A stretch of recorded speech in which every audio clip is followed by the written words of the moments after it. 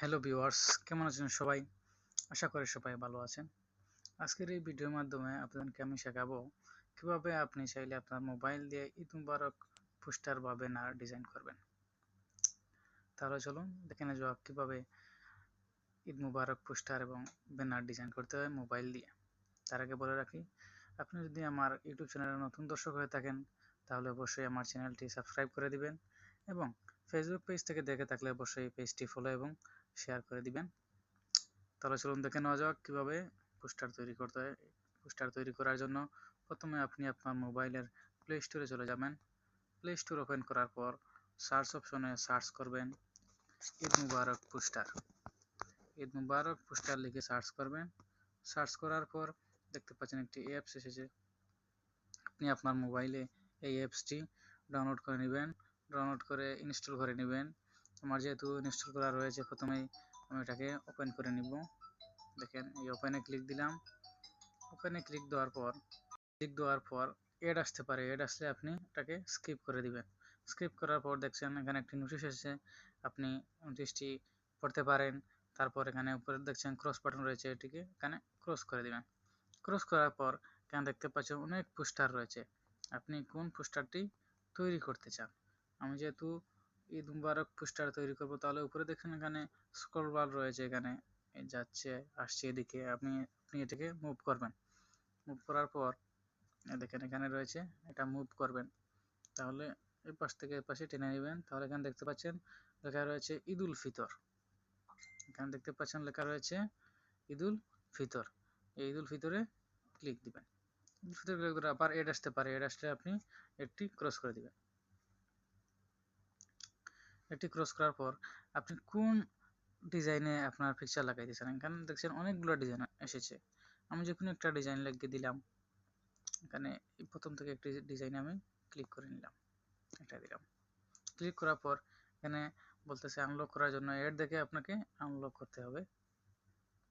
আমি এড দেখে এখানে আনলকে ক্লিক দিলাম। এখানে আনলক লেখা রয়েছে, দেখতে পাচ্ছেন। এই আনলকে এড আসলে অবশ্যই এডটি দেখে নেবেন। এটি দেখার পর এরকম চলে আসবে। তারপর এখানে ওপেনে ক্লিক দিবেন। ওপেনে ক্লিক দিলে ওপেন হয়ে যাবে। এটা দেখুন লোড হচ্ছে। দেখুন এটা ওপেন হয়ে গেছে আমার এখানে। তারপর এরকম আসবে আপনার সামনে। এখানে দেখতে পাচ্ছেন পবিত্র ঈদুল ফিতর লেখা রয়েছে, ঈদ মুবারক লেখা রয়েছে, আরও অনেক কিছু লেখা রয়েছে। আপনি এই কালো অপশনে, আপনি দেখছেন কালো অপশন রয়েছে, আপনি এই কালো অপশনে আপনার পিকচার অ্যাড করতে পারেন। পিকচার এড করতে হলে আপনাকে এই কালো অপশনে, আপনি কালো অপশন যেখানে লেখা রয়েছে দেখতে পাচ্ছেন, এখানে আপনি আপনার পিকচারটি এড করতে পারেন। পিকচারটি এড করার জন্য নিচে দেখছেন এড ইমেজ লেখা রয়েছে, আপনি এড ইমেজে ক্লিক দিবেন। দেখছেন নিচে এখানে এড ইমেজ লেখা রয়েছে, এখানে ক্লিক করে আপনি আপনার যে পিকচারটি এখানে লাগাতে চান সেটি এড করে নেবেন। আপনার পিকচারটি এখানে এড করার আগে আপনি বিজি রিমুভ থেকে আপনি আপনার পিকচারের ব্যাকগ্রাউন্ড রিমুভ করে দিবেন, তাহলে এখানে সুন্দরভাবে বসবে। আমি আপনাদেরকে অন্য একটি ভিডিওতে কিভাবে ব্যাকগ্রাউন্ড রিমুভ করতে হয় দেখিয়ে দিব। তাহলে চলুন পিকচার এড করে নেই। এড করার জন্য এই এড ইমেজে ক্লিক দিলাম।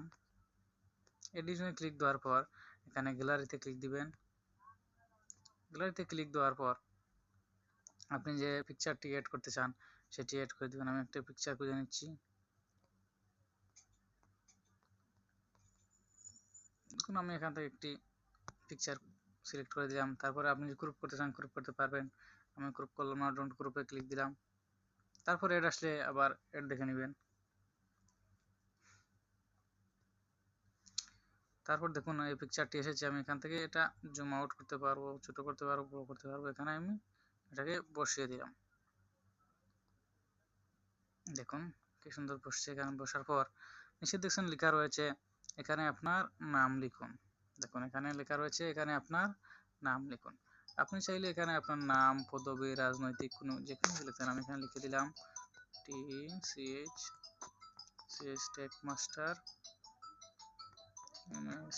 টেক মাস্টার প্রো, আমি লিখে দিলাম এখানে ডান। তারপর এখানে লিখছেন আপনি এখানে আপনার নাম লিখুন। নামের যেখানে আপনি যে কোনো কিছু লিখলেন, এখানে আমি টেক মাস্টার লিখে দিলাম, টেক মাস্টার প্রো। আপনি চাইলে এভাবে আপনি এখানে উপরে আপনার নাম এবং নিচে যদি আপনার কোনো রাজনৈতিক পদবি থাকে সেখানে আপনি লিখতে পারেন, বা যে কোনো কিছু আপনি চাইলে লিখতে পারেন। এভাবে চাইলে আপনি একটি ঈদ মুবারক পোস্টার বানাতে পারেন। তাহলে আজই পোস্টার বানান এবং ফেসবুকে পোস্ট করেন। তারপর এটাকে সেভ করার জন্য আপনাকে উপরে দেখছেন সেভ বাটন রয়েছে, আপনি সেভ বাটনে ক্লিক দিলেই আপনার পিকচারটি সেভ হয়ে যাবে।